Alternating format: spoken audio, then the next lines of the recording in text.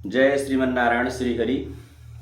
आचार्य Vinod Pandey YouTube channel social reform के माध्यम से आप सबके सम्मुख पुनः प्रस्तुत हुआ हूँ। जैसा कि आज आप सब लोग लगभग जानते ही होंगे कि पितृपक्ष प्रारंभ हो चुका है। आश्विन कृष्ण पक्ष प्रतिपदा से लेकर के अमावस्या पर्यंत इसका जो एक पक्ष है 15 दिन का, इसको महालय पितृपक्ष कहते हैं। और इसके पूर्व का एक दिन अर्थात भाद्रपद शुक्ल पक्ष पूर्णिमा की जो तिथि होती है उसको भी इंक्लूड करके अर्थात सम्मिलित करके 16 दिन का एक महालय इसको कहा जाता है, जो कि पितृपक्ष के भी नाम से जाना जाता है।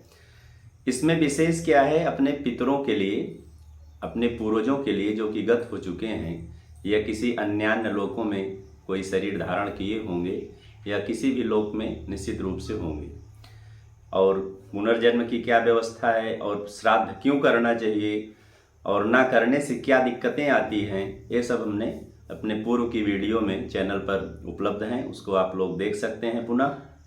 और आज का जो विषय है मुख्य रूप से सबसे ज़्यादा जो बताने की इसमें हमें आवश्यकता समझी हम अपने द्वारा, इसमें है कि श्राद्ध को कैसे किया जाए, श्राद्ध को कैसे किया जाए और इसमें क्या क्या बातें आवश्यक हैं और क्या नहीं करना चाहिए पितृपक्ष में, ये विषय इसमें गंभीरता से हम लोग जानने का प्रयत्न करेंगे।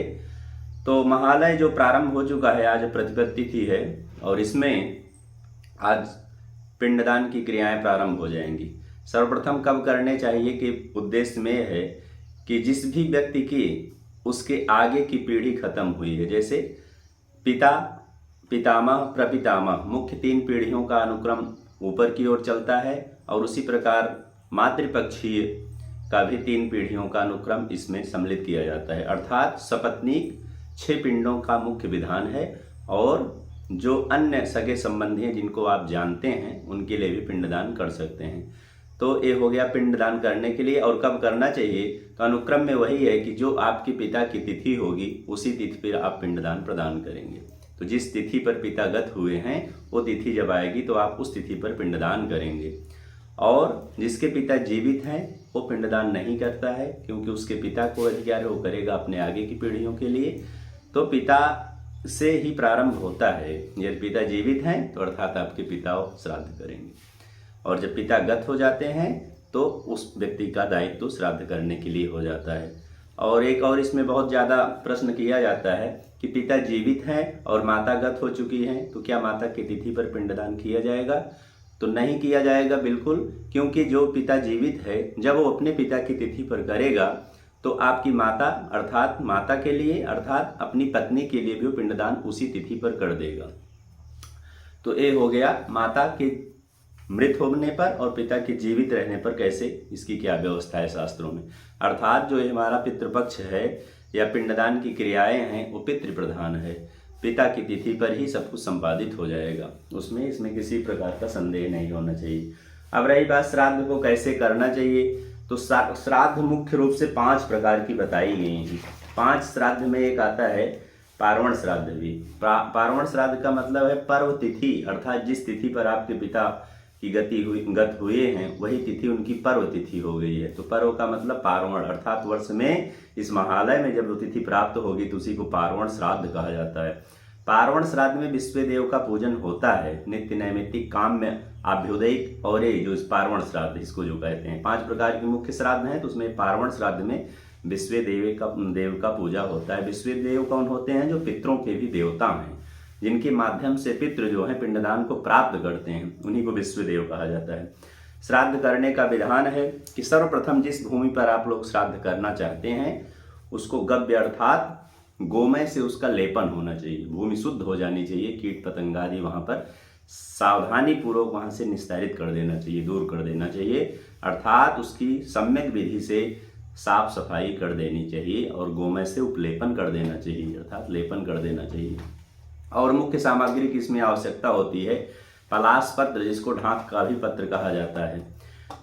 और इस पत्र की ऐसी मान्यता है कि उस पत्र पर जो कुछ भी प्रदान किया है स्वर्ण पात्र के बराबर उसका फल है। जैसे सोने के पात्र में, सोने की थाली में आप कुछ अर्पण करें उतना फल उस पलाश पत्र का है, अर्थात स्वर्ण तत्व उसमें पाया जाता है। तो पलाश पत्र की आवश्यकता पड़ती है, कुशा की आवश्यकता पड़ती है। कुश आवश्यक है, उस दिन का ताजा कुश लाके शुद्धता पूर्वक उसका प्रयोग करना चाहिए। अब पुष्प में अच्छे अच्छे सुंदर श्वेत पुष्प आप अर्पण करें।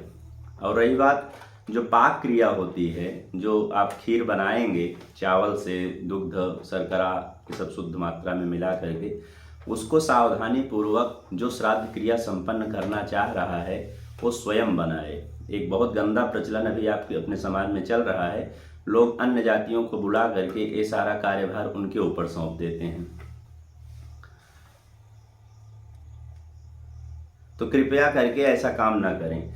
श्राद्धान्न जो है उसको आप स्वयं पाक करें, अर्थात ईशान कोण में जिस स्थान पर आप श्राद्ध करना चाह रहे हैं उसका जो ईशान भाग होता है, पूर्वोत्तर का भाग होता है, थोड़ा सा दूर स्थान पर, वहाँ पर आप गाय की कंडी से उसमें आग बना करके मिट्टी के पात्र में बढ़िया ढंग से एकदम से साफ सफाई और पवित्रता के साथ पाक का निर्माण करें। पाक के निर्माण में वो व्यक्ति स्वयं करे, किसी अन्य से ना कराए। भाव ये होता है कि जब आपकी सामर्थ्य और आपकी श्रद्धा यहाँ तक भी क्षीण हो गई तो फिर श्राद्ध करने का क्या अर्थ है कि स्वयं आप उसको बनाएं। आधा घंटा का टाइम लगता है, कम से कम आप उसमें निश्चित रूप से बड़े श्रद्धापूर्वक विधान से बैठ करके बनाएं।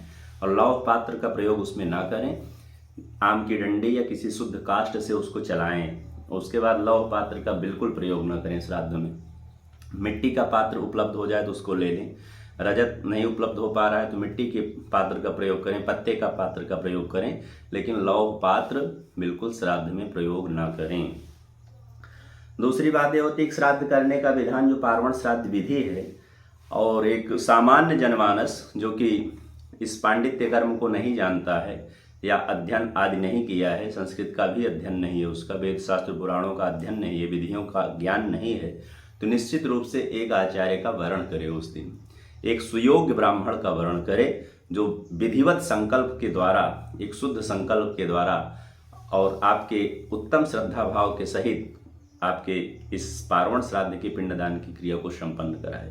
क्योंकि पितृ कार्य में विशेष ये होता है कि जो जिसके लिए हम दे रहे हैं वो संकल्प प्रधान हो जाता है, क्रिया और संकल्प प्रधान होता है श्राद्ध कर्म, और भावना जो है वो आपके अंदर सन्निहित है, उस माध्यम से प्रदान करेंगे। भावना आप अकेले कुछ कर रहे हैं तो भावुक होकर के समर्पण भाव से जो कुछ भी कर देंगे, लेकिन यदि वो विधि में आ गया है, क्रिया विधि के अंतर्गत चल रहा है, यदि सांकल्पिक दोष होगा तो निश्चित रूप से डाइवर्ट हो जाएगा। इसलिए आप एक सुयोग्य आचार्य का वर्ण करें और विधि विधान से पिंडदान की क्रिया संपन्न कराएं। पिंडदान की क्रिया संपन्न कराने के बाद जब संपूर्ण हो जाए तो भोजन की, जो ब्राह्मण के भोजन की व्यवस्था है, इसमें भी सावधानी की अतिशय आवश्यकता रहती है। पंच बलि के बिना ब्राह्मण भोजन कराना अपने लिए बहुत ही बड़े पाप का भागीदार बना देता है आपको। पंच बलि आवश्यक रूप से करना चाहिए। जब श्राद्ध क्रिया संपन्न हो जाए, पूर्ण हो जाए, पितृ लोगों के लिए आपने संपादित कर दिया, तो 5 बलि आप प्रदान करेंगे। पहले सर्वप्रथम गौ के लिए, काक के लिए, श्वान के लिए, पिपीलिका के लिए और देवादि बलि इसको कहते हैं, मतलब देवताओं के लिए भी अन्न का निष्पादन करें। तो जब 5 बलि आप प्रदान कर देंगे तब उसके बाद ब्राह्मण भोजन कराना चाहिए। यदि इस विधि को हीन करके आप ब्राह्मण भोजन कराते हैं तो ब्राह्मण को तो दोष लगता ही भोजन करने का, वहाँ पर आपको भी नरक प्रदान करेगा।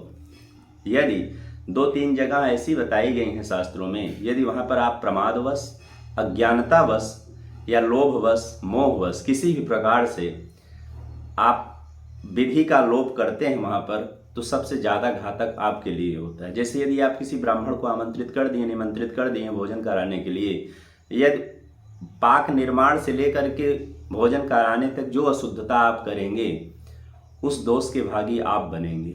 उसी प्रकार यज्ञीय अग्नि में यदि कोई अशुद्ध आहुति आप प्रदान करते हैं तो उस दोष के भागी निश्चित रूप से बहुत बड़ा घातक होता है, आपको लगता है। और गौ के लिए भी यदि आप उच्छिष्ट भोजन कराते हैं, खास करके जब गोबलि विधान के लिए आप दे रहे हैं, अर्थात गोग्रास के निमित्त दे रहे हैं तो अशुद्ध देते हैं, तब उस समय आपको दोष लग जाता है। तो ये सब सावधानी आप निश्चित रूप से कर करके पिंडदान की क्रिया को संपादित करें। निश्चित रूप से आपके पितृ प्रसन्न होकर के आपको शुभाशीष प्रदान करते हुए आपके कुल की वृद्धि, धन, यश, वैभव की वृद्धि, आरोग्यता प्रदान करते हुए आपको सुख संसाधन के लिए आशीर्वाद प्रदान करेंगे और स्वयं प्रसन्न होकर के वहाँ पर उत्तम भोग को प्राप्त करते हुए आप सब लोगों के लिए निश्चित रूप से उन्नति के मार्ग को प्रशस्त करेंगे। जय श्रीमन नारायण।